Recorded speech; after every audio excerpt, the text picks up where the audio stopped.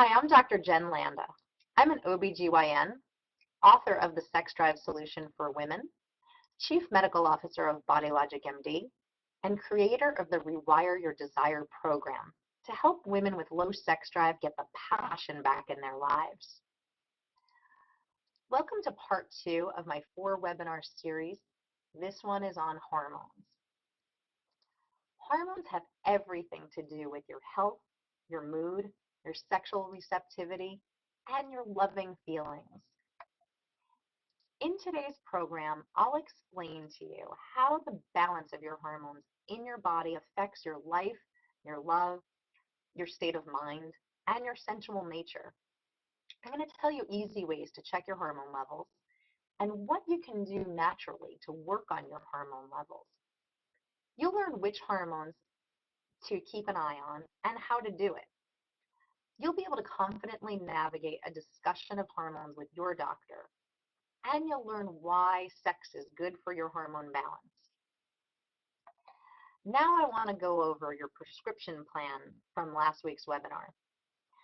I'd love you to put your feedback in the chat box, and we'll review it during our break. I'm going to ask you a series of questions, and I would love to hear from you in the chat box how you did on your doctor's orders. Did you take a bath, and did you experiment with your senses? Which of your senses were the most powerful for you? You know which ones worked for me and some of my patients, and I'm interested in which ones have been working for you. If you had fun with your sensory tune-up, there's going to be more of that in tonight's homework. Have you been thinking about sex several times a day? If not, it's good you're here because we're going to spend the next hour thinking about it. Have you stopped eating sugars and hidden sugars? How difficult is it? Have your sugar cravings lessened? How's the meditation working for you? How about your energy level? How's your energy level been during the past week? I bet you see it going up just a little bit. Please remember to record your experiences in your journal. It's a great way to chart your progress. Please remember to put the feedback in the chat box, and I'll review it during our break. A lot of people have been asking me what I did to get my sex drive back. There were a lot of changes I made to my lifestyle, my hormones, my habits, and more. I'll tell you about some of them. One of the biggest things for me was that I got off the pill, the birth control pill. The pills were totally messing with my hormone balance. I also got control over my stress, and I still work on that one all the time. As I told you before, that's one of my biggest challenges, so I need to work on that every day. I quit sugars, and I quit hidden sugars, and I continue to avoid them to this day. I make exercise a daily part of my life, or at least almost daily. And I change my routine really frequently to keep it interesting for me, because otherwise I get bored. I learned to think about sex several times a day, until it became a habit. I get to think about it a lot when I design these types of programs, which my husband is loving, by the way, so thank you so much. I practice mindfulness, and I keep that a really big part of my life too. I try to practice mindfulness all the time in everything I do, but especially when it comes to sex. And my husband and I regularly go on date nights and schedule those into our schedule. I really look forward to those date nights. I do my hair, I take a bath or a shower, and I get ready. And when I use that time to transition, and I keep my mind on my man and our sexy time together. My husband feels so touched by the trouble I go to, and it helps keep our relationship hot, sexy, and passionate.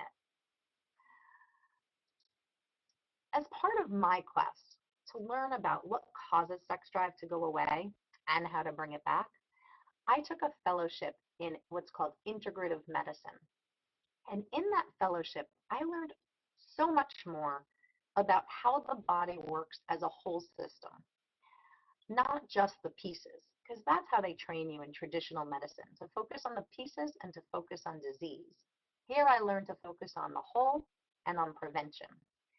I also learned more about hormones than I ever learned as an OBGYN. And I know that might surprise a lot of you. But I learned how hormones work in the body, and I learned how to safely change hormone balance for my patients. I'm lucky enough to be one of the early doctors to study in the field of integrative medicine. Hormone imbalance can kill your sex drive, and it can radically impact every single area of your health. Hormones out of balance means that your quality of life goes down in so many ways.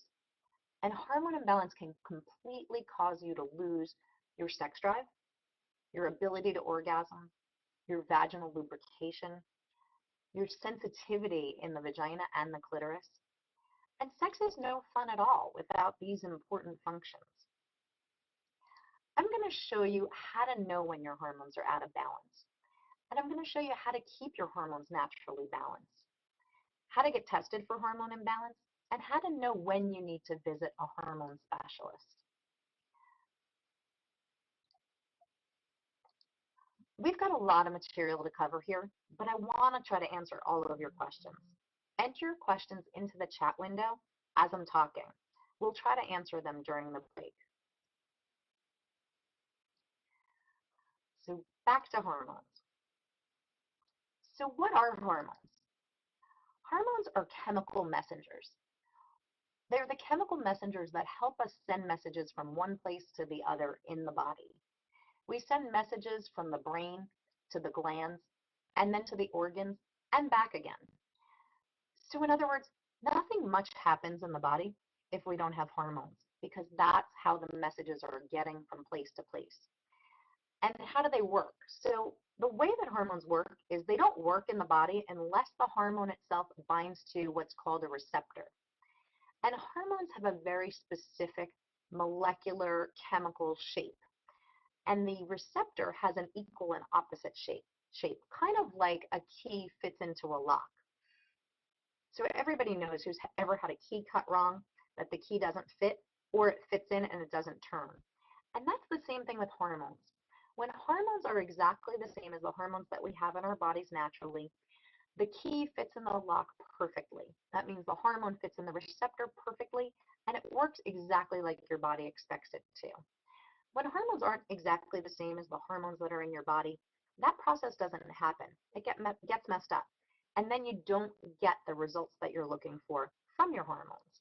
And we'll talk more about different types of hormones in a little while.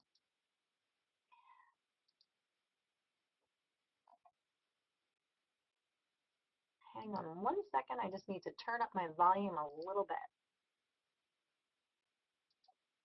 If you're having any trouble hearing me, please put that information in the chat window and we'll be able to address it. So most people have some kind of hormone imbalance, especially starting after the age of 30. What I'm going to show you today is how you can tell if you're out of balance. So many women tell me, they come to me and they say, I know I'm out of balance. I just feel off. I told my doctor, my OBGYN, that my hormones were out of balance, and they blew me off, basically. They told me, no, I'm fine. Number one, you want to get tested. Okay, so some people, their OBGYN has gone as far as testing them, and they still tell them you're fine. They may be, quote unquote, fine, but with hormones, you don't just want to be fine, you want to be optimal. The issue with hormones is that most of them have a really huge range of what's considered normal, from very low to very high. Most people feel best when they're in the upper end of that normal range. And that's what I consider optimal hormones. So you want to make sure your hormones aren't just fine, that they're optimal. And the other thing is, GYNs aren't really trained to look at the balance of the different hormones, and you want to make sure that you're not only optimal, but that you're in balance as well. And I'm going to teach you more about that tonight. How do you improve your sex life without balancing hormones? Basically, the answer is that you can't. Getting hormones back into balance may be a huge part of getting your sex life back on track. Lots of people who have problems with their hormones have problems with their sex drive. And I'll show you how to boost your hormones naturally. You may also want to see a specialist in hormone therapy, and you probably want to get your hormones tested. Balancing your hormones. So how do we do this? Supplements are a way that we can help balance hormones, and we'll talk about these. Lifestyle is a huge piece of how to bring your hormones back into balance. Hormone treatment is an option, and you can buy test kits online, and I'm going to tell you a little bit about that later. I'm going to talk to you more about bioidentical hormone replacement therapy, which is what I've become a specialist in. And I'm going to talk to you about the safety issues of hormones, because I know some people are scared to be on hormone replacement therapy with all the stuff that they've heard out there. The treatment is different for each hormone issue that you may have going on. In your membership area, you'll find a hormone assessment test. Take the test and find out which hormones are issues for you, which hormones you need to get back into balance. I'm going to talk to you tonight about these hormones. I'm going to talk about progesterone, oxytocin, testosterone, cortisol, estrogen, and DHEA and pregnenolone. So first I want to talk about progesterone. Why progesterone? I just love progesterone. Progesterone is a great hormone. It's the one I call the unsung hero of hormones. Because most people, when they think about problems with their hormones or having a hormone imbalance, most women jump to the conclusion that they don't have enough estrogen. When usually the answer, especially if you're somewhere between your 30s and your late 40s, the answer is probably progesterone for you. Progesterone is our calming hormone. It helps us sleep. It balances out our moods. It makes us feel less overwhelmed. It helps with PMS symptoms, and it definitely helps boost our sex drive. One of the ways it does that is it actually helps us stay in the present because it helps us stay calmer and we're able to still that mind chatter that we've talked about. And when we're calmer, happier, and well rested, we're able to return to intimacy and passion instead of being ruled by our hormone imbalance. Many of us start to lose our progesterone, and that process can even start in the 20s. Most women in their 30s have lower levels of progesterone, and the low progesterone really starts to become noticeable for a lot of women in their 40s and beyond. To boost progesterone, most often, we need to actually take progesterone, the hormone. Progesterone is available in several different ways, but the most common ways are in the capsule form, pill or capsule, or in skin creams, and I'll tell you more about each of those right now. Progesterone in the capsule form. Some women think that you can't take any hormones by mouth because of some of the stuff they've heard in the news. But progesterone is not the same. The news is that it's the way that the hormones interact with your liver, and that's very, very true for estrogen. I don't prescribe estrogen as a pill or capsule, but progesterone is actually very safe when taken by mouth. And it's very, very soothing. It binds to the same receptors. This sounds kind of strange, but it binds to the same receptors in your body as marijuana does. So it's very calming, it's very soothing, and it helps induce sleep, just like marijuana would. But of course, it doesn't produce any hallucinations or anything like that. So progesterone capsules, I find for patients, are great for women who've developed issues with sleep and with anxiety. As far as the progesterone cream, it works a little differently. And I actually think of them as two different hormones almost altogether. Because when progesterone is applied to the skin, it has more direct access to your tissues. When you take a pill, it needs to be broken down through all the stomach acids, and we lose a lot of it. So the progesterone cream is actually stronger. Progesterone cream is available over the counter, but I want you to be careful with that. Two things. Number one, the source of the progesterone cream. It's not carefully regulated by the FDA when it's in these over-the-counter preparations, so you want to make sure you use a reputable source. One thing to start with is something called pharmaceutical grade. You might want to look for that on the label when you buy it. The other thing is progesterone levels. When progesterone cream is used over the counter, it should be monitored. You need to make sure that you're taking the right dose because the label only says one dose. It takes, it says usually something like 1 scoop twice a day. Well, that's not a one-size-fits-all type of thing, progesterone, and not one size is going to fit all. Some women only need 1 scoop. Some women need double the dose on the container, and I've seen that too frequently in my practice when women are doing over-the-counter progesterone cream and then they come in and they get testing. I've seen women who have 10 times the amount of progesterone in their system that they're supposed to, and I've seen women come in with 1/10 of what they're supposed to. So you really need to monitor those levels. And you can do the testing on your own or see your GYN or talk with a hormone specialist. And we'll talk more about that testing in a few minutes. One of the really important factors to consider when you're looking at the low progesterone issue is the balance of estrogen and progesterone. Estrogen and progesterone need to be in balance. They're kind of like yin and yang. You don't have one without the other, and you shouldn't for proper balance. So if either of them are out of balance, and especially if that's because of high estrogen or low progesterone or both, that's when a lot of different symptoms can come into play in your body. And some of the most common ones are low sex drive. And there's other things that go along with that too, like foggy brain, irritability, PMS symptoms, either the emotional symptoms or even the physical symptoms like breast tenderness and bloating, sleeplessness, anxiety, and there's more. Check your inbox and we'll send you the long list of symptoms that estrogen-progesterone imbalance can create. So the good news is using natural progesterone, or there's even herbal supplements you can use, and we're going to talk about some of those in some of your information, to help bring estrogen and progesterone back into balance. That can help bring your sex drive back and help improve a whole host of other symptoms as well. We need adequate amounts of progesterone to feel sexy. And in most women, progesterone is the first hormone to go. That's usually the one that makes us feel off when we're low. So remember about progesterone. It does tend to be our calming hormone and the sexy hormone.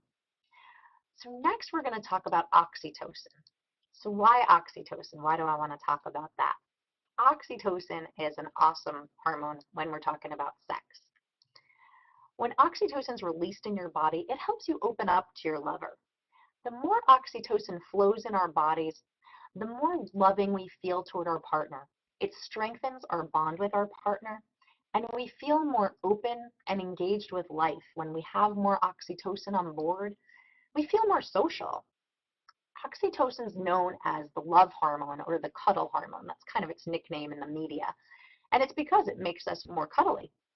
It also makes it easier to have an orgasm and easier to have even multiple orgasms. Just one little kind of side note warning that I've seen happen sometimes. You get so bonded with your partner, it can even create some clinginess and even some jealousy in some people. So I guess that's a little caveat with oxytocin, but being more bonded is a great thing. So oxytocin is a great hormone to have on board, and luckily it's really easy to get more. It's released in response to love and attachment. When you and your partner touch, hug, give massages, or even lie naked skin to skin, your body releases oxytocin naturally. Even making out like you did in the early days of your relationship, remember that feeling, how it felt when you first started kissing your partner, your lover, your man? You get those butterflies and those tingles, and a big part of that is the oxytocin. So many of us lose that making out sort of thing. So try meeting your husband at the door with a makeout session and feel the surge of oxytocin going on in your body and in his. Another way to amp up your oxytocin is to tune into your senses.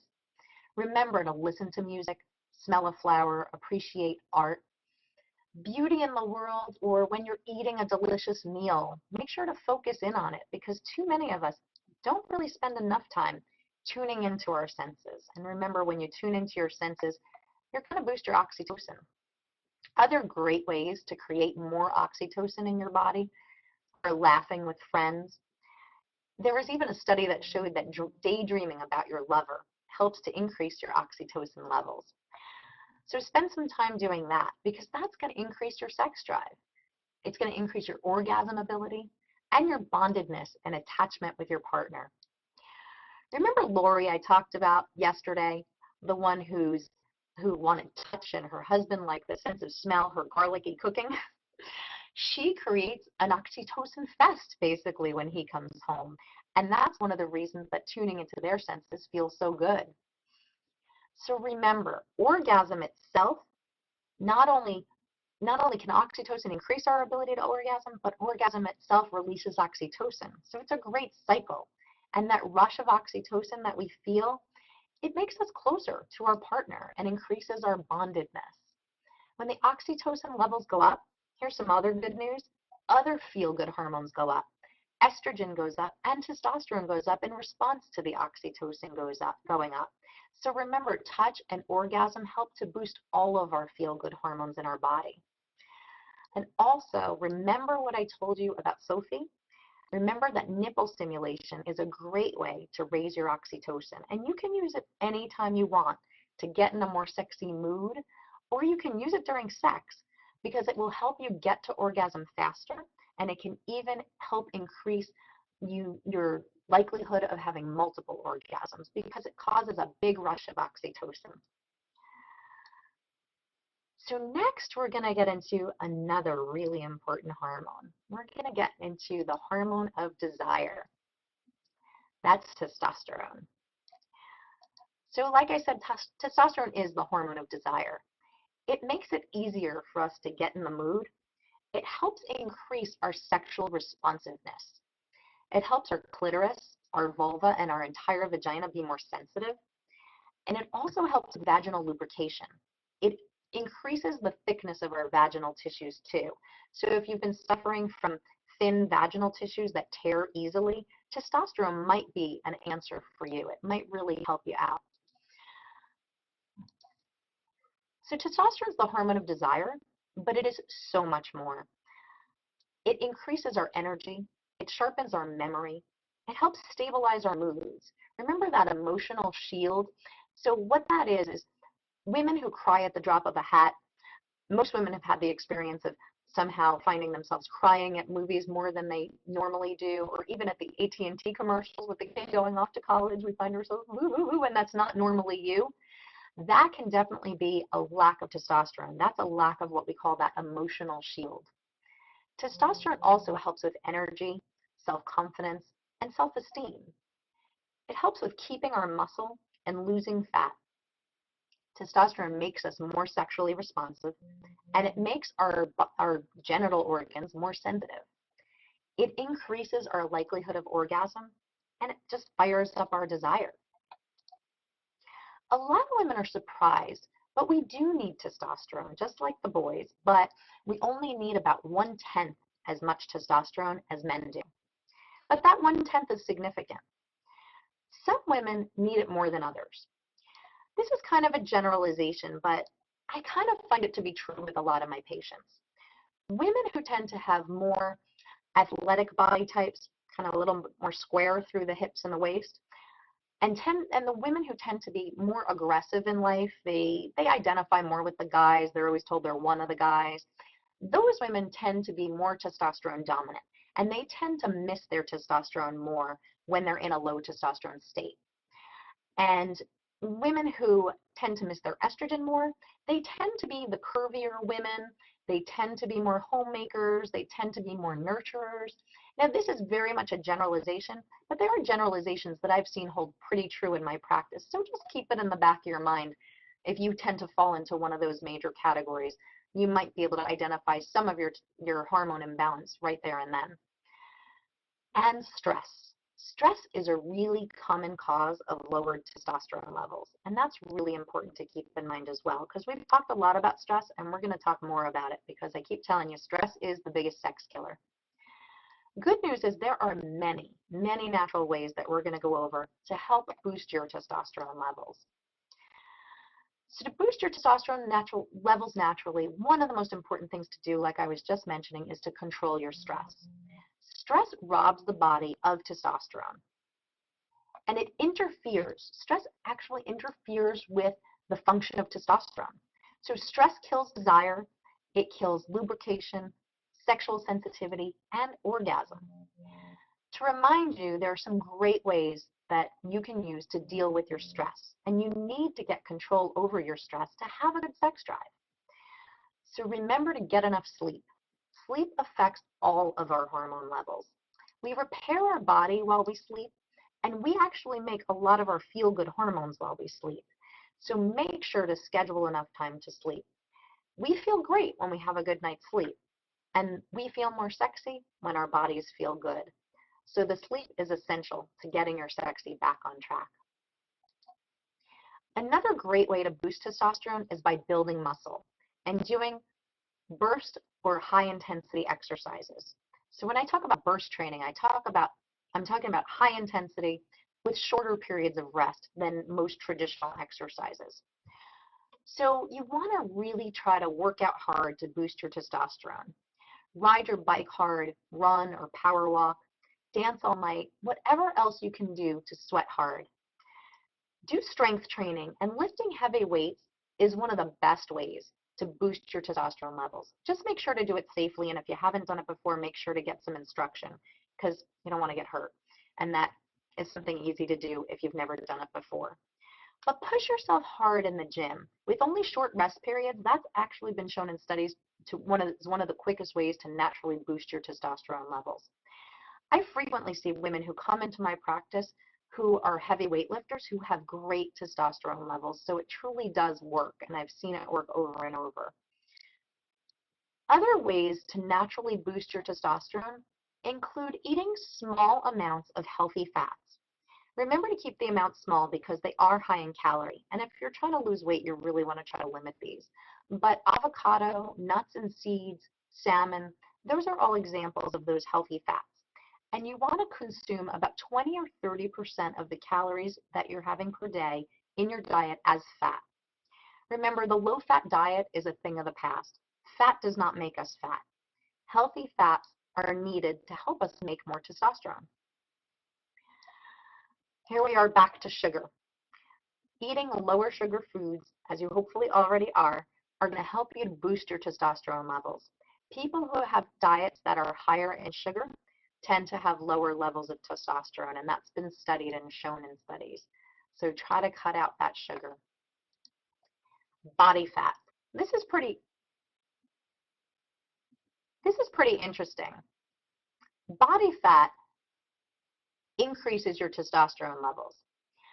And testosterone, the reason why is because the body converts testosterone to estrogen in our fat cells.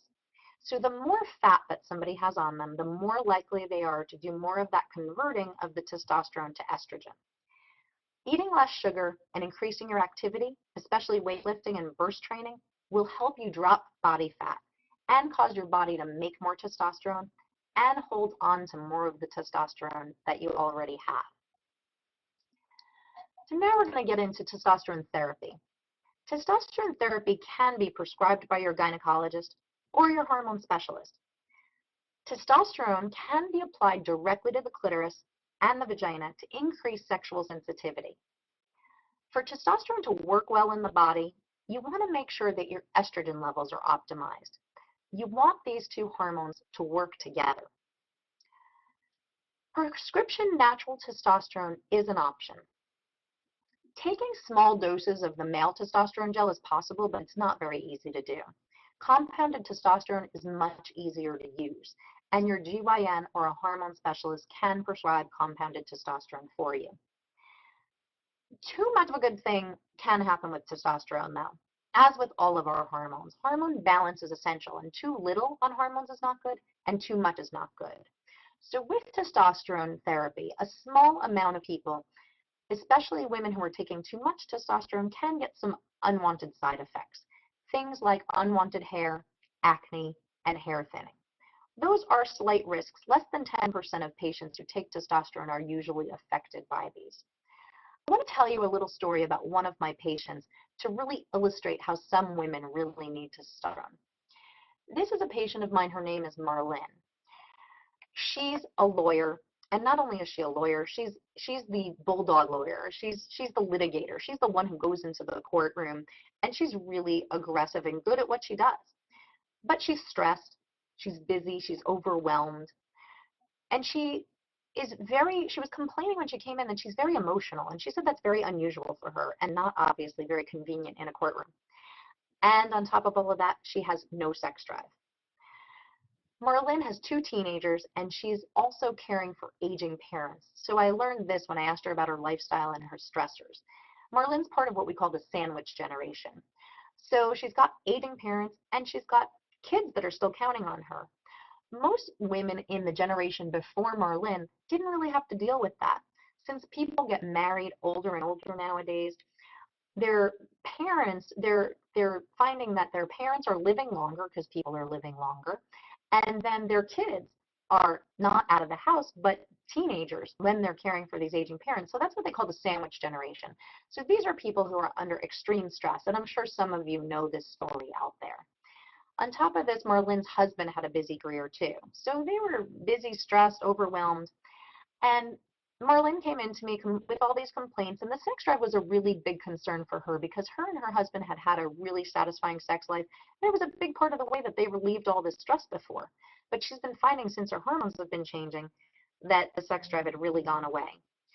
Initially, we started with estrogen and progesterone with Marlene because her testosterone levels weren't too bad, but they may not have been optimal for her. But we started estrogen and progesterone first to see how she did. We worked on stress management because obviously that was really important for her. We worked on delegating, using yoga, which she really took to. She liked yoga a lot. And meditation to slow down, relax, using mindfulness, paying attention and tuning into her senses. But she came back and she told me, there are a lot of things that are better, but the things that still aren't better for me are my hot flashes and my sex drive. She needed testosterone to make those symptoms go away. And when we finally gave Marlene testosterone, she said, that was it. That was exactly what I needed to get back to me. She said, I feel like myself again. I've got my sex drive back. My husband and I have our passionate relationship back. And she couldn't have been happier. So that just goes to show that there are some women, it just doesn't happen without the testosterone. Personally, for me, this next one is super important because remember I told you I had to get off the birth control pill to get, as part of my solution, to get my sexy back. I really want people to understand this message. I want you to avoid birth control pills altogether if possible. But if you're having, and especially if you're having a problem with your sex drive, remember that birth control pills lower the levels of free testosterone in your body. As I mentioned earlier, this was one of the big reasons that I lost my sex drive at a very young age, and I've seen that happen to lots of other young women. And I'm passionate about telling women about the effects of birth control pills and the effect that that can have on your sex drive and other aspects of your life. Other things you can do to boost your levels of testosterone naturally, remember having sex. Having sex actually boosts your testosterone levels. Remember, your vagina is an organ, and if you don't use it, you lose it. So it'll become drier, and sex will become more painful. And if you keep it up, it's more lubricated and it works. Everything works better. Tribulus is a supplement that some women have used to raise their testosterone levels, and we cover that in some of your handouts in the membership download area. And we will talk about a bunch of other herbals that you can use to boost your testosterone and help with your sex drive in one of the webinars that's coming up in the future. And as a last little bit for you to know about supplements, vitamins and minerals, certain vitamins and minerals can help boost your testosterone levels. So the ones I'm talking about here are zinc, magnesium, vitamin B6, and vitamin C. These are all supplements that can help promote healthy testosterone levels, healthy testosterone production in the body, and to help you maintain good levels. So next I want to talk about cortisol. And this is a big topic with sexuality. So why cortisol? Cortisol is the next hormone, and the issue here is most people have high cortisol. Most people live with their fight or flight system activated almost on a full-time basis, which leads to excess cortisol. So cortisol is the hormone that's released when we activate the fight or flight system. Too much stress or too much cortisol is a hyper alert state. When we're in that alert state, interestingly, the first thing to go is our sex drive. In an emergency situation, think about it. That's a protective mechanism. We're not going to have sex drive when we're fighting an emergency. And that's one of the things that we sort of unrealistically expect. If we're stressed to the max, our sex drive is going to be the first thing to go. Other symptoms that you might experience from having high cortisol include a higher stress response, feeling more anxious, or feeling like you don't handle stress as well as you used to, trouble sleeping, and feeling restless and overwhelmed, like you can't get your body to slow down or calm down. Those are some of the other symptoms that you can experience from having cortisol that's too high on too much of a basis. Otherwise, there are physical symptoms as well. High blood pressure, high blood sugar, and that can even lead to prediabetes and diabetes. Of course, most of you have heard on TV and on the radio about the dreaded weight gain that you can get when your cortisol spikes. Another thing with cortisol that's interesting, cortisol causes everything to break down. So it causes everything to thin out. It causes thinning skin, thinning bones, thinning hair. It's important to remember, though, that these things happen over time. Cortisol out of balance, though, is a sex killer right away. So we need to get our cortisol back on track and keep our cortisol in check all the time, which is why I say that stress management is the thing that I find that I struggle with and I worry about the most frequently for my sex drive. And I think that's really one of the things that my patients really need to concern themselves with as well, and for you. So cortisol is our stress hormone. It triggers the fight or flight system, like I said, and that helps you make adrenaline. This is great for emergencies. That's why your body has the system in place. But if you have too many emergencies that go on for too long, that causes your body first to produce high levels of cortisol, and eventually you can even get burnout of this system, which is known as adrenal burnout, when your body can't make enough cortisol to keep up with your demand anymore. And that leads to something called adrenal fatigue, and that can also lead to problems with your sex drive. So remember, like I said before, with all hormones, too much is not a good thing, and too little is not a good thing. So cortisol levels need to be balanced. So generally, as I just said, people with cortisol issues, whether it's low or high, have trouble with their sex drive. Cortisol causes your body to make less testosterone. Since testosterone is the hormone of desire, our elevated stress levels, which cause elevated levels of cortisol, also cause lower levels of testosterone, and that's why stress kills our desire. This is why I always say that stress is a sex killer. So now you understand a little bit more about the chemistry behind that. This is a pretty striking statistic, but over 95% of the patients I see have some sort of issue going on with their cortisol. So that means most of you probably do too. So how do I figure that out? How do I know if I have problems with my cortisol?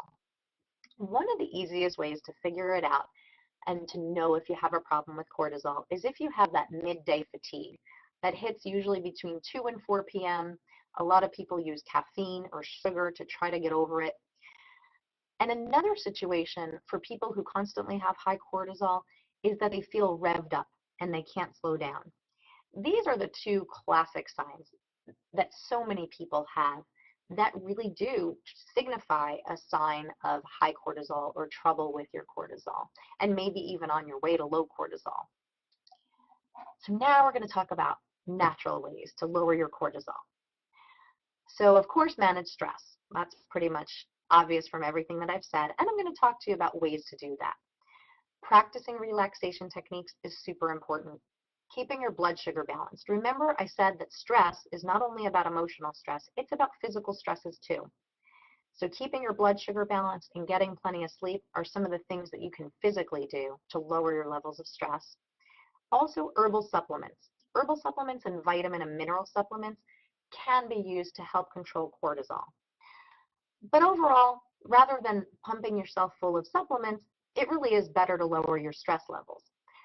And the recommendations, the lifestyle recommendations, some of these might sound kind of familiar because there's a lot of crossover between what helps testosterone and what helps lower cortisol, because there's some overlap with our hormones, and some hormones help make other hormones, remember, and that's the case with testosterone and cortisol. They kind of work together. So you have to remember to keep all of those areas in place to get control over your cortisol, to get your sexy back on track. So let's talk a little bit about managing stress. Let's review a little bit about that. When I was learning to rewire my desire, reducing stress was the most difficult part to incorporate, and it still is pretty much the part that I struggle with the most. The other lifestyle changes I find are easier for me. Hopefully you'll find stress management easier than I do, but I still do it. I do it all the time because we all need stress management strategies in place, and then we need the willpower to carry through with them. Remember that high cortisol is caused by high stress. So take this opportunity to eliminate all the people and the things in your life that are stressing you out. If you think about this, you'll know what I mean. Really take the time now to assess what's going on in your life. Don't just continue on autopilot like so many people do. Really look at what's going on in your life and what you can do to change it, how you can change your stress levels. So ask yourself, how do you want your life to be? And take the steps that you need to take to get there. For instance, if you have friends that are stressing you out, consider spending more time with those that give you positive energy and avoid the ones that don't. And if you're not feeling nourished and treasured in your relationship, work with a counselor to determine ways to alleviate the stress and get back to a happy, healthy relationship. I always have my patients look at their lives with an emphasis on which stressors they need to remove. So many of them really impress me with the changes they make. Some of them change their relationships, and some of them change their jobs. Some of them change the place that they live or their involvement in their children's lives. I've seen patients make incredible changes. And honestly, I've made some pretty big changes in my life, including not being an OBGYN anymore, because those long, long hours and running out to do C-sections at all times of the night were a huge stress on me, my body, my family. So changing the way I practice medicine was a really huge way that I managed stress. And moving from New York to Florida was another huge way that I changed my life to manage my stress. So when people tell me that they can't do it, I tell them, you really can more than you think you can. You just need to figure out what you want it to look like. And then what are the small steps that you can take one at a time to get you to where you want to go. And sometimes setting limits for other people in your life. Sometimes those are the things you have to do, and then you have to come back to them again and again and again. Like I said, the stress management is the part that we need to keep coming back to. Relaxation techniques. If you make relaxation a regular part of your life, it will save your life, and it will also save your love life. Relaxation techniques are a great way to lower your cortisol. Remember to try deep belly breaths. Find guided meditations. Remember, they're free on the internet. Just Google guided meditation. Get a massage, practice yoga, prayer, bathing, reading. Find a few things that work for you and do those things regularly. Back to the blood sugar. Keep in mind, when your blood sugar is low, that causes your body to make more cortisol. So your body sees low blood sugar as a stressor.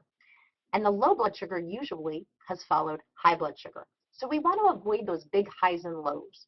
So when we're talking about stress, remember, we're not always just talking about emotional stress.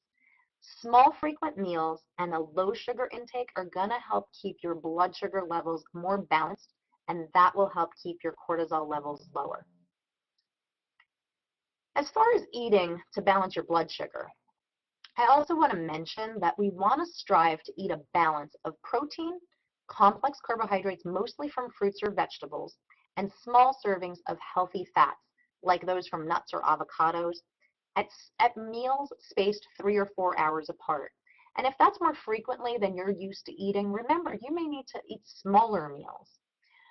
Avoiding high sugar foods, like, of course, desserts and cakes and cookies and ice cream, but also remember those white foods, like bread, pasta, potatoes, rice. Also, think about the sugar and caffeine as one of the crutches that people turn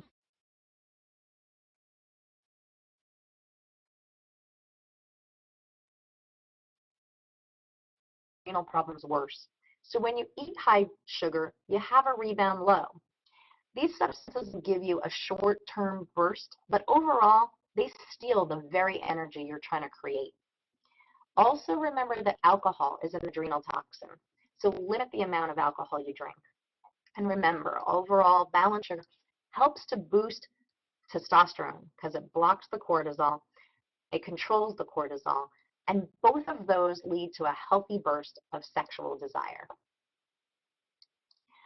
The next thing I want to tell you about as far as cortisol is concerned, one of those other body stresses, is to get plenty of good sleep. Be good to your body because it helps you in times of need when it kicks in with that amazing fight or flight system. But too much cortisol, remember, again, with too much frequency can burn you out. And your body needs that 7 to 8 hours of sleep every night to recover and to repair. And not getting enough sleep will cause stress on the body. It'll increase your cortisol. It'll lower your testosterone and your other feel-good hormones that we make while we sleep. The higher the cortisol levels and the lower the happy hormones, the lower the sex drive. Besides, no one wants to have sex when they're tired. So many people say their big reason for not having enough sex is that they're too tired. So getting enough sleep will increase your energy for sex too. So definitely make sure to schedule in that 7 to 8 hours of sleep.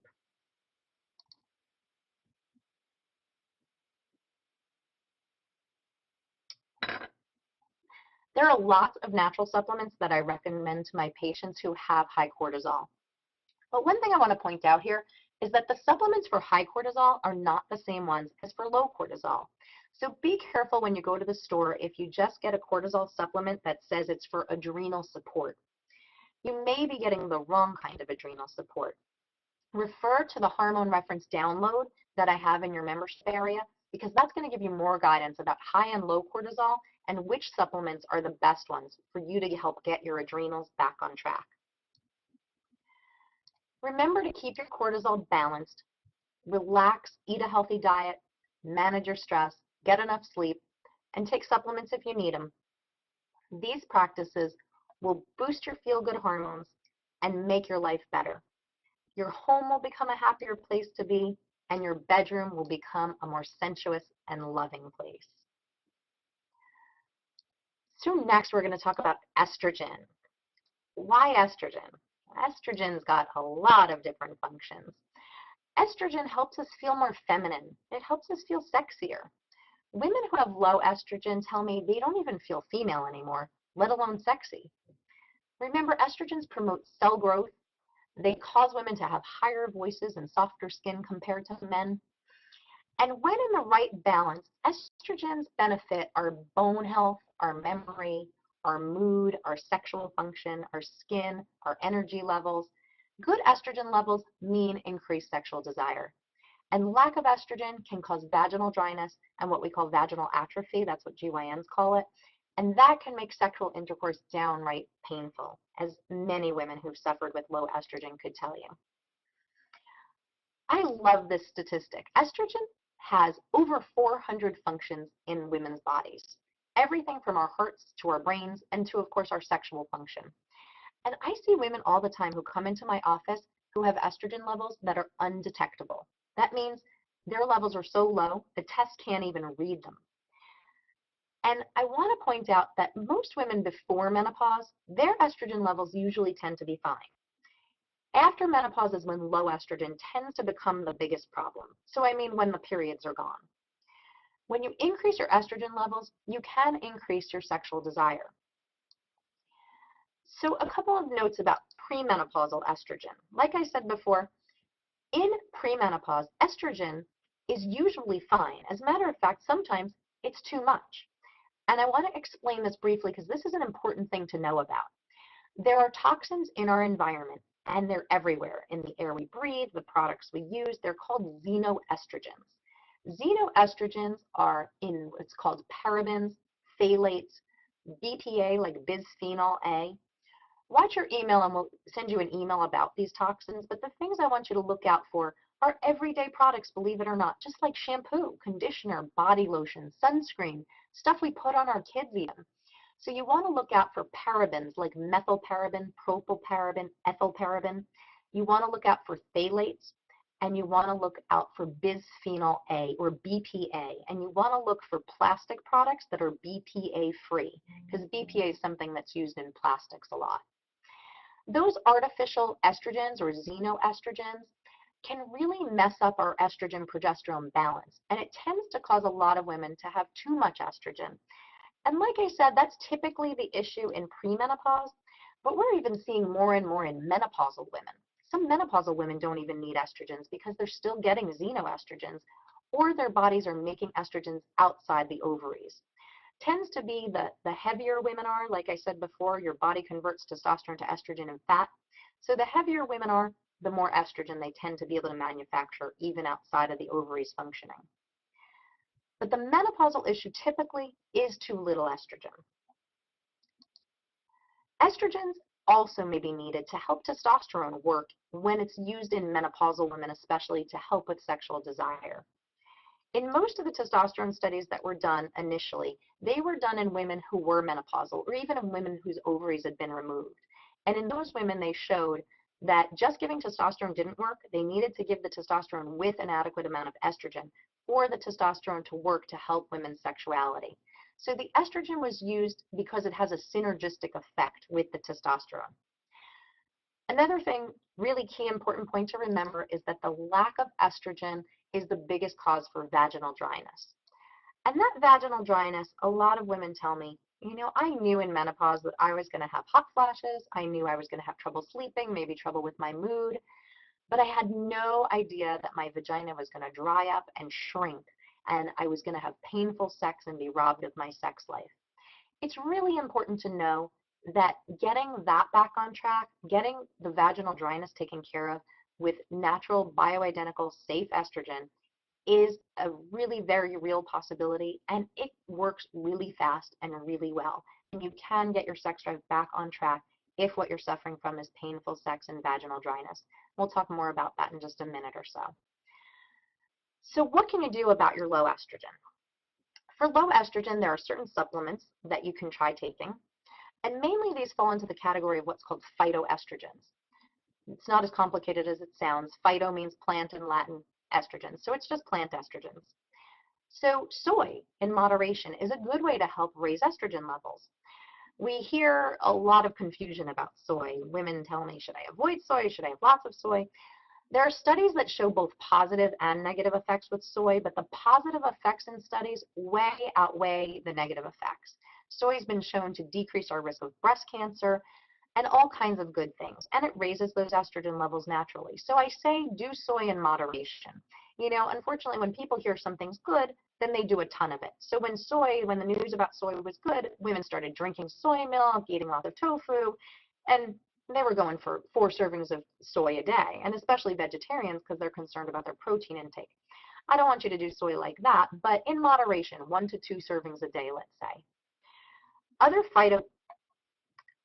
phytoestrogens that I like include black cohosh. Black cohosh is a supplement that's been shown in studies to alleviate hot flashes and other symptoms of estrogen deficiency. There's also red clover. That also has plant estrogen in it. And it has compounds that help stimulate estrogen production in the body. I explain more about phytoestrogens in the guide in the membership area. So what else can you do to raise your estrogen? One of the big things is quit smoking and don't get exposed to secondhand smoke because those will both block your levels of estrogen. So we're going to talk for another minute about high estrogens because high estrogens do rob you of your sex drive. As with all the other hormones, balance is important. We don't want too much estrogen and we don't want too little estrogen. All of our hormones need to be in that proper balance. And when we've got that proper balance, that's when our sex drive really comes alive. So for high estrogen, what can we do about it? This whole estrogen progesterone balance thing is something that most doctors don't know about. Even most gynecologists don't realize that this is a big problem women suffer from. It's just starting to enter the OBGYN literature. I've just started to see some little bits of trickling of information about this. But this is things that hormone specialists have known for a while. So what can you do? A lot of women who suffer from too much estrogen, mainly perimenopausal women or premenopausal women, can take certain supplements to bring their estrogen and progesterone back into a good balance. B vitamins, believe it or not, B vitamins, pretty simple stuff, help us break down estrogen in a more effective and efficient way, so that can help bring us back into balance. Cruciferous vegetables like broccoli, cauliflower, cabbage, kale, they contain something called indole 3-carbinol, or I3C is the way most of us say it for short. And I3C can help you balance out your levels of estrogen and progesterone. Another supplement that you can use for this balance is Vitex or other names for it are chaste treeberry, or some people shorten it to chasteberry. That can help you metabolize your estrogen in a healthy way, and it's well known for rebalancing estrogen and progesterone.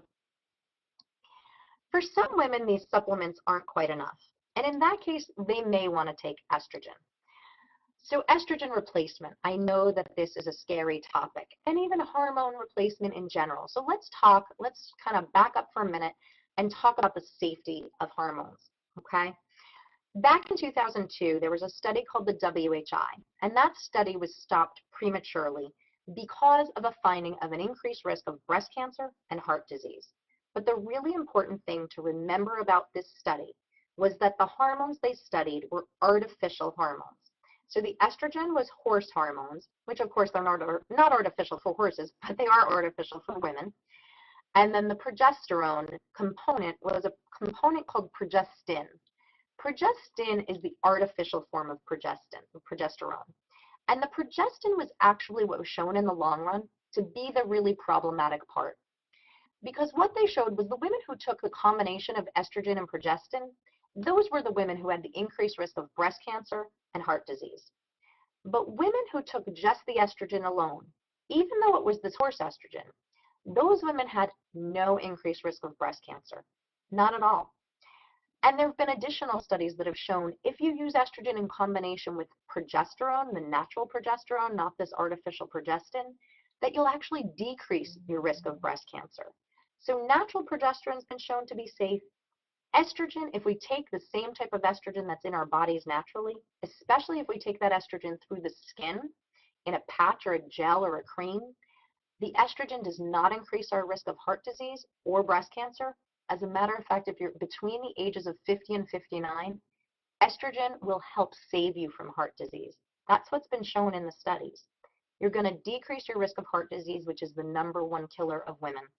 And of course, you're going to increase your sexy. But I knew it wasn't enough just to tell you that estrogen is going to help you get more sexy, because you're not going to do it if you think you're risking your life with breast cancer and heart disease. But I want you to understand, if you take hormones that are bioidentical, that means hormones that are exactly the same chemical structure as what's in our body naturally, then you will decrease your risk of disease and you will increase the good feelings in your body, including upping the sexy. So supplements work for some women for estrogen, but some women need the estrogen to really get their sexy back on track. And remember that the estrogen works synergistically with testosterone, so sometimes you need replacement of both of those hormones to get your sexy and steamy relationship back on track again. The final hormones I'm going to talk about tonight are DHEA and pregnenolone. And I lump them together a little bit because they're what I call mother hormones or parent hormones. Because every other hormone in our body is made from DHEA and pregnenolone. And DHEA and pregnenolone levels, they fall naturally as we age. All of our hormone levels, pretty much, except for the cortisol, decrease naturally as we age. And without these hormones, we can't make any of our other sexy hormones that we talked about to help keep our drive alive.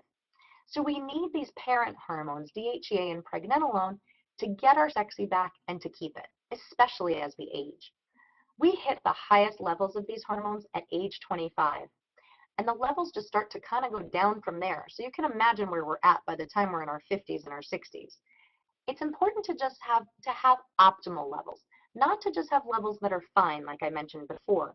And the thing to really watch out for is if your doctor measures your hormone levels, they report your age to the testing company. So the levels that it says are normal are usually the levels that are normal for your age. But you want to be able to compare your hormone levels to the levels that would be normal for somebody who has optimal hormone levels. So that means levels at around age 25. That's what we want to compare to. That's where we want to get back to if we want to get to optimal. So DHEA. DHEA is a great hormone. It helps the immune system. It increases directly your passion and your sex drive. It increases your bone strength. It helps with weight loss. It helps maintain muscle. It helps with your brain function, and it helps you deal with stress. And pregnenolone is a great hormone for memory. It helps us deal with stress. It decreases joint pain and inflammation. It increases energy, and it improves our sexual function. We make all of the hormones in our entire body from pregnenolone. So our body can use what it needs. When we give it pregnenolone, our body will figure out what it needs, and it can make that from pregnenolone. So the good news is that a lot of the lifestyle changes that we're talking about will help boost your levels of DHEA and pregnenolone. Stress management, nutrition changes, exercise will all boost DHEA and pregnenolone. But if you find that you need some extra help, especially if life stress is really getting in the way and you can't get control over that, DHEA and pregnenolone can be taken and they can help here. Oral is the most common form, meaning like a capsule or a pill, and they are available over the counter or to be made by prescription by compounding pharmacies. The over-the-counter, I'm going to warn you again a little bit about over-the-counter hormones. The over-the-counter forms can be inferior because they're not regulated well by the FDA. These over-the-counter hormones are regulated as foods, not as drugs, so the hormone levels may vary. And you really do want to measure your hormone levels to make sure you're getting adequate levels and not too much of the DHEA or pregnenolone. One study that I want to make you aware of, there are actually 2 studies that looked at this, the top 10 brands of DHEA, and they found anywhere from 0% to 125% of the amount of DHEA that it said was on the bottle was actually in the pills. 0%. So you could literally be taking nothing. So that's something to consider when you take the over-the-counter hormones. So I like the compounded hormones, and you want to check your levels.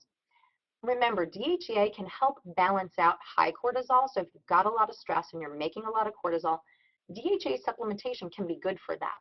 But something to keep in the back of your mind is that if you have low cortisol, DHEA can actually lower your cortisol further. So it is important to do that testing first and to look at cortisol levels as well, which is also something that we can look at in saliva tests. Pregnenolone can help you more if your cortisol is low. So that's something to keep in mind too, because the body can make cortisol from pregnenolone, and so pregnenolone is a treatment you can use if you do have low cortisol. If you've got questions, and hopefully you've been putting some into the chat box along the way, I'm going to take a minute to try to answer some of those questions now as we're nearing sort of close to the end of the webinar. Thanks for hanging in there with me. I know it's a lot of material tonight, but hormones are super important to our sex drive, so I really wanted to give you all the information that you need. So I want to check now if we have any questions. I hear we have a lot of questions, which is great. Okay, so my producer is going to read me some of those questions now, and I'll answer them.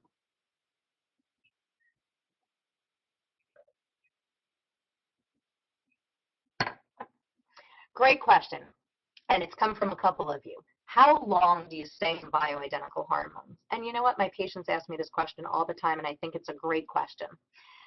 You know, I sort of jokingly ask them, well, when do you want to return to your symptoms and your bad sex drive, and when do you want to let all the healthful things that you're getting out of the hormones decline? Okay, well, that's the day you should stop. So my answer is really never.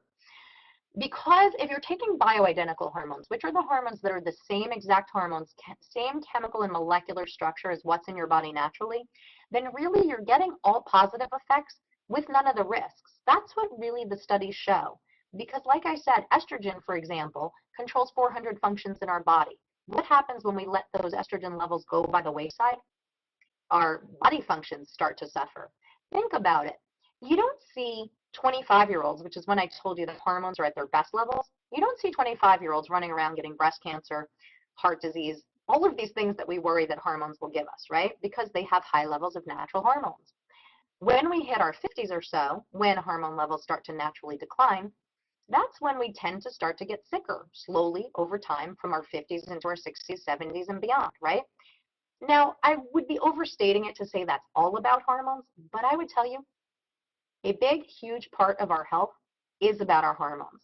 And when hormone levels decline, that's when we start to get older, sicker, and unfortunately head toward death. When you think about it from a evolutionary standpoint, we need good hormone levels to help us reproduce, right? And reproduction is survival of the fittest. So we have these great hormone levels so that we can reproduce, keep us going while we raise our young, And at 50 or so, that's when hormone levels start to decline. And I hate to say this because I know a lot of you are probably in your 50s, but to some extent, at least Charles Darwin might say that we've outlived our evolutionary usefulness. That doesn't mean we don't want to still have a great quality of life. So if you want to have the best quantity and the best quality of life, I say stay on bioidentical hormone replacement forever. I keep my family members on it and my patients on it, and I plan on staying on it. Let's see if we have any other questions.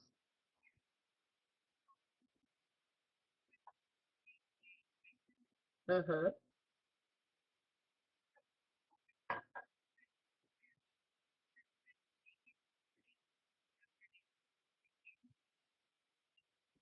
Okay. So the question that I got was about pregnenolone. So what is it derived from?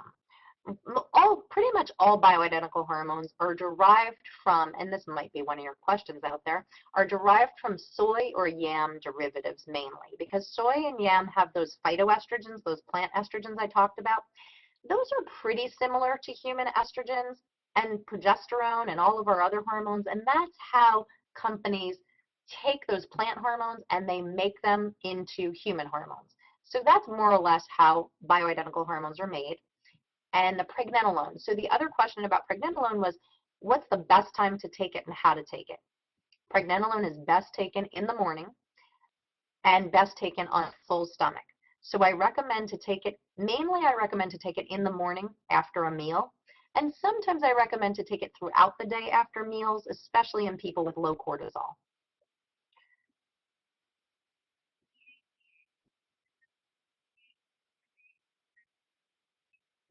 Ah, so what's the difference between DHEA and 7-keto DHEA?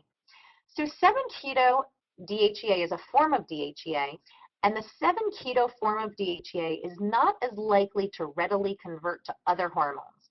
So DHEA, like I said, it's a parent hormone, and the main two hormones that our bodies make from DHEA are estrogen and testosterone. So sometimes I'll use DHEA to my advantage to help a patient make extra estrogen and testosterone in their body.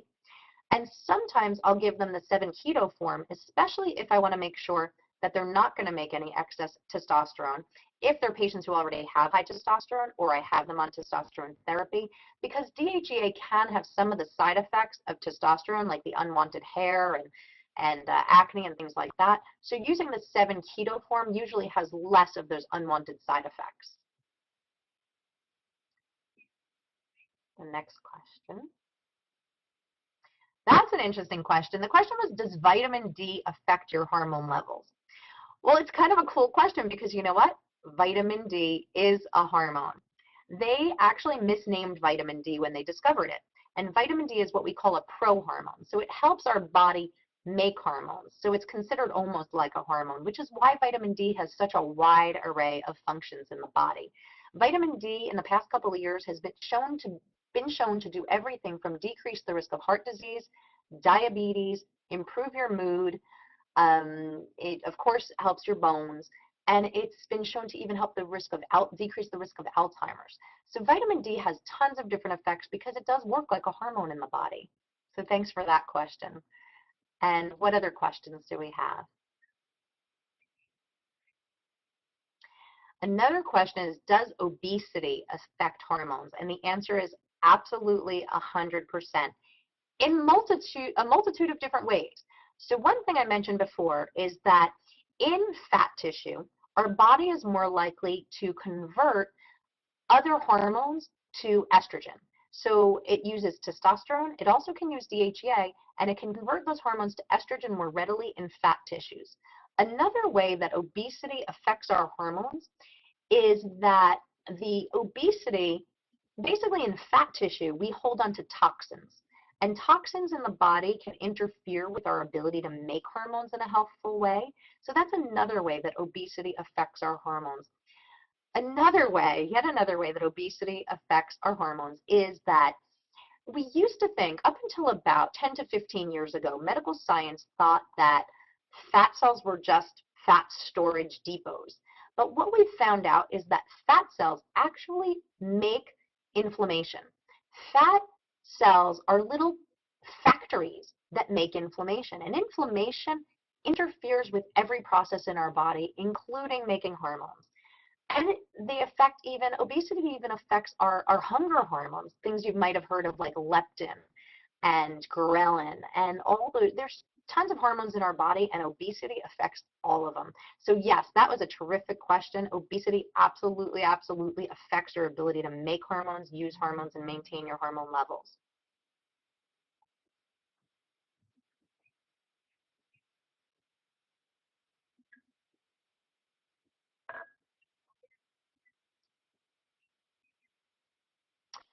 Okay, good question. How do you test testosterone levels? So there's multiple different ways to do that. The two most common ways I use are you can test testosterone in the blood or you can test it in the saliva. And then the question was, what should testosterone levels be in your 50s?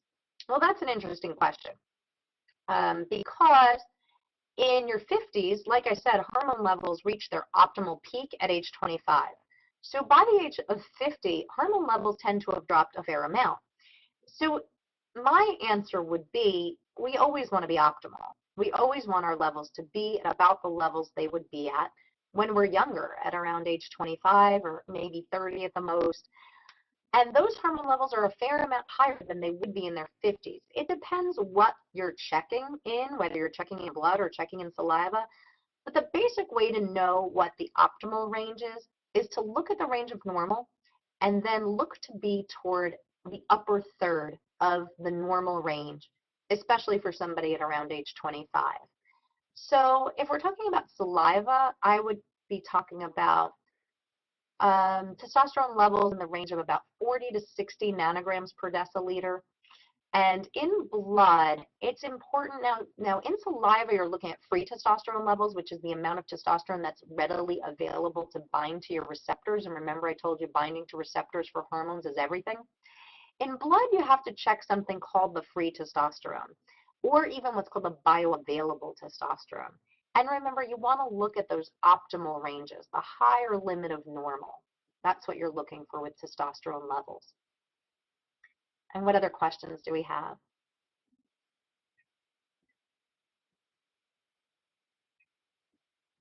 What tests determine the need for pregnenolone? The main way that I test for pregnenolone is in serum, which is blood, a blood test.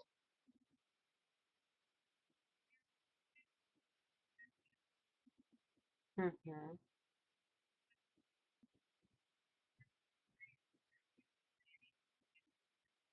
Mm-hmm.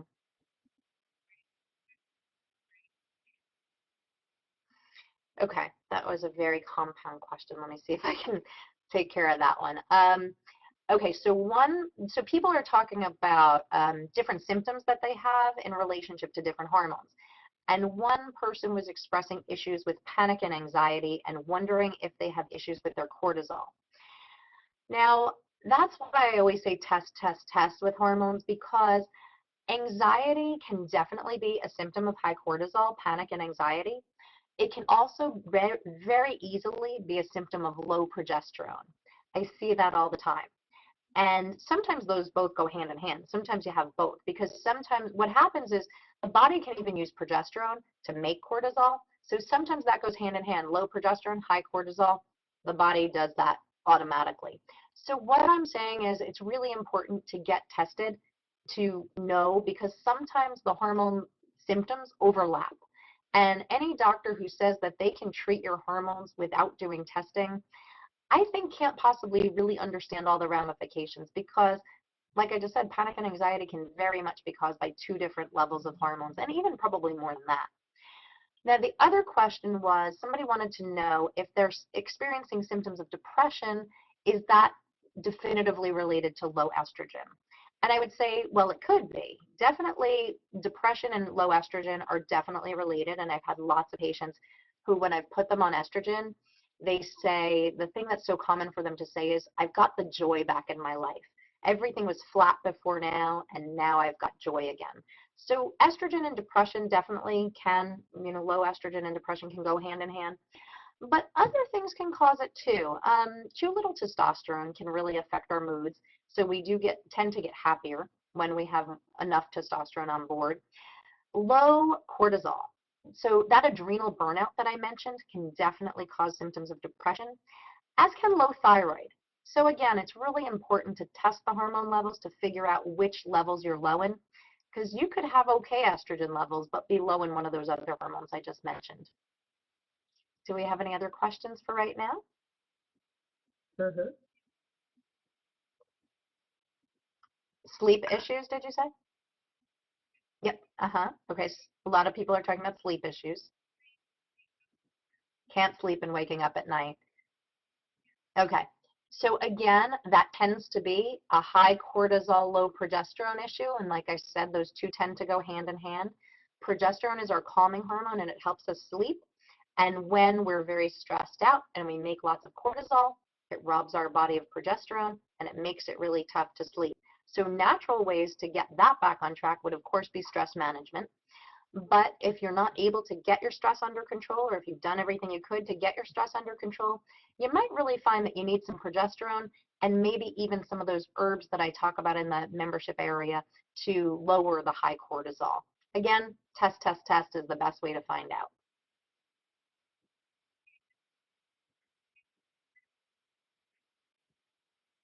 Can hypothyroidism affect your hormone balance? Absolutely.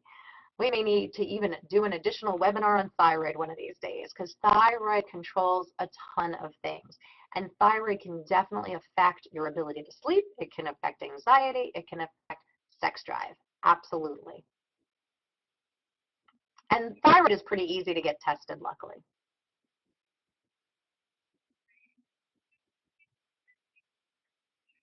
Mhm, mhm. Oh, okay. Okay. Well, some people were jumping the gun on me, but I'm going to answer it now. Tomorrow, I was going to get even deeper into that sugar conversation, but the question was, can agave and honey raise my blood sugar levels, and should I be concerned about those? A lot of people think agave and honey are great alternatives. They're not, honestly. Agave and honey work just like sugar in your body. They break down just like sugar. It may be a little slower than, let's say, straight table sugar or fructose, but not very, very much. Not any amount that's appreciable. So I tell people to use sugar and agave just the same. You know, consider them as just the same, and the honey too. Other questions?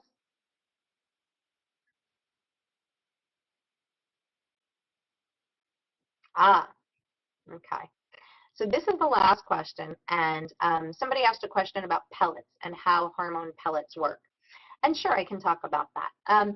Hormone pellets are small pellets, for lack of a better thing to call them. They're about the size of a grain of rice, and we can put them in the area of the skin in the hip, basically right above the buttock. And it's a really quick procedure in the office. It takes about 15 minutes. We do it under local anesthesia, and we make a tiny incision. It's about a quarter of an inch long. We use an inserter to go into that incision, insert the pellet, and we're able to close that incision with just a little piece of tape. We don't even need stitches. Very low rate of risk of complications or issues, and the pellet releases the hormone slowly over time. So usually people, if they get hormone pellets, they can last for usually a period of about 3 to 5 months. Some of my patients need to change them like clockwork every 3 months. Some of my patients will get 4 months. It's pretty rare for women to get more than 4 months on their pellet hormones. Another thing that's really interesting to know about pellets is that they've been in the OBGYN literature since the 1940s. Doctors have been using pellets since the 1940s. So it's kind of one of those what's old is new again. And I love testosterone pellets for desire. That patient that I told you about, Marlene, she's on testosterone pellets and she loves her pellets, gets them every 3 months, does super well on them. So I'm glad somebody asked a question about pellets. I hadn't thought to include that in the presentation, but it really is an important part, I find, in my toolkit for bringing back desire. So that was the last question for now. Great. So remember about hormones, that hormones are a complicated web because one of them readily affects the others, and you've probably gotten that from all the information I've been giving you so far. Use the natural methods that I've taught you to boost your feel-good hormones and to control the feel-bad hormones. including the diet changes, the exercise boosters, stress management, sleep enough, supplements, and the other lifestyle strategies we talked about. Now, if you're going to try hormone treatments, you can try to balance them yourselves, but some people are successful with this, but most people find it difficult and frustrating without an expert. So make sure to test your hormones and to monitor your hormones. It really is best with a GYN who knows about hormones or a hormone specialist. And if you're looking for more information about hormone specialists, one place to go is bodylogicmd.com. I'm the Chief Medical Officer of Bodylogic MD, like I mentioned, and we have 60 doctors across the country that are really some of the smartest, best hormone specializing doctors that I've ever met. So go on the Bodylogic MD website to learn more about them, or you can go on the A4M website, and I think it's up there on your slide for more resources and doctors near you if you want to learn more about custom hormone balancing. So general notes about hormones. Many of the hormones I've discussed are available over the counter. Again, I do recommend testing and testing again while you're on therapy to monitor your therapy. Saliva testing works really well, and it is available over the counter, or it's available through hormone specialists. One of the companies that I really like for hormone testing kits is called ZRT. They make a great saliva hormone kit, and they do a really good job assessing your hormones. So to summarize here, boosting and balancing your hormones are essential to getting your sexy back. When you get your sexy back, you'll feel great. Bringing sex back to your life will help your relationship, or it may help you get into a relationship if you're not in one now. Balance makes us stronger, calmer, happier, and healthier people. I'm so glad that you took the time to listen to all this today, and thanks so much for joining me. We talked all about your feel-good and feel-bad hormones today and your brain chemicals. Remember the hormones to balance our progesterone, oxytocin, testosterone, estrogen, cortisol, DHEA, and pregnenolone. And also remember thyroid, because that's come up a few times too. Watch your inbox for reminders about our next time together. So now we're going to talk about what is coming up next. In our next webinar, we'll take what we learned today and we'll help you bring it into your life and into your bedroom. We're going to talk about activating your feel-good hormones and your feel-good brain chemicals. We're going to talk about involving your partner in your passion for passion and how to use novelty as a way to increase your bonding and to become more adventurous as a couple together. We're going to talk about keeping your body well-tuned for passion. And we're going to have a lot of fun, and it's going to get a little racy. So get ready to tune in for next week's webinar. Next, we're going to talk about your prescription plan for this week. We've got some fun exercises planned for you. Make sure to take your hormone assessment quiz, because that's how you're going to learn how to get your hormones back into balance, which hormones are your issues, and how to get them back. Increase your testosterone by doing your strength training workouts. Remember to do the burst training that came in the bonuses, the JJ's 4x4 workouts. Those are great burst training workouts. Check the bonus section in your membership area for those bonus workouts. Also, I want you to continue your sensory exploration. Tune into your senses. Last week, you learned how to practice mindfulness and how to tune into your senses. This week, let's experiment a little bit with the power of testosterone with your senses too. Before you take your 20-minute bath or rest in bed, do a strength training workout to boost your levels of testosterone. Then take your 20-minute bath. Remember your candles, your essential oils. Be present, be mindful, be in the moment. Play music. You can masturbate if you want to. Do you notice that your experience is more intense when your hormone of desire is surging through your body? I want you to practice this exercise 2 to 3 times during the next week. Now for you and your partner. Get aroused and get your partner involved. Last week, you discovered which of your senses were most powerful.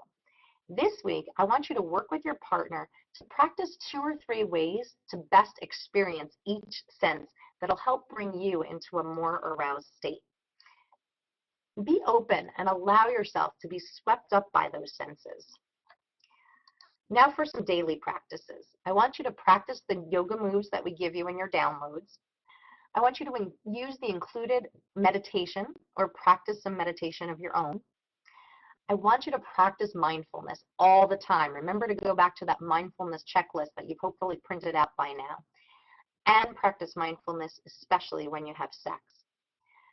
And remember to journal. Watch your daily emails for a link to your journal.